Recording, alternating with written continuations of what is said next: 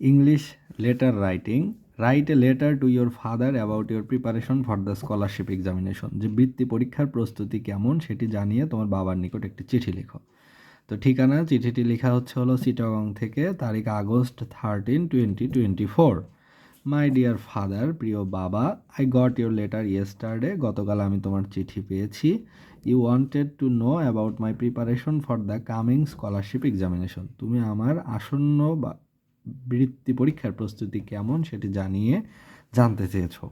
You will be glad to know that my preparation is going well, তুমি জেনে অত্যন্ত আনন্দিত হবে যে আমার প্রস্তুতি বেশ ভালো চলছে। I have revised all subjects, আমি প্রত্যেক বিষয় বেশ ভালোভাবেই পুনঃপাঠ, রিভাইজ মানে কি পুনঃপাঠ সম্পূর্ণ করেছি, অর্থাৎ আবারও বারবার পড়ছি।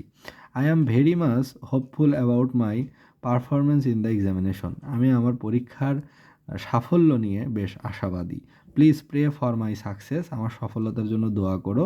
নো মোর টুডে, আজ আর নয়। আই অ্যাম প্রিটি ওয়েল, আমি বেশ ভালো আছি।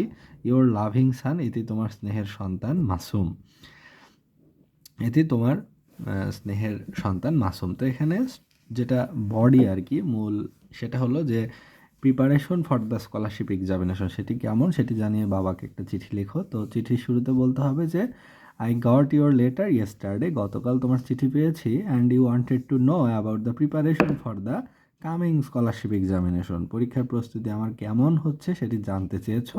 নাও I am telling about it, আমি এখন তোমাকে এই বিষয়ে বলছি। You will be glad to know that I completed every subject, আমি প্রত্যেক সাবজেক্ট শেষ করেছি। And now I am revising, এখন আমি রিভাইজ দিচ্ছি, পুনঃপাঠ করছি, বারবার পড়ছি। And I am very hopeful about my exam, I am very optimist about my exam, অর্থাৎ আমার পরীক্ষা নিয়ে ফলাফল নিয়ে আমি বেশ আশাবাদী, বেশ ইতিবাচক আমি। Please pray for my success, আমার সফলতার জন্য দোয়া করো।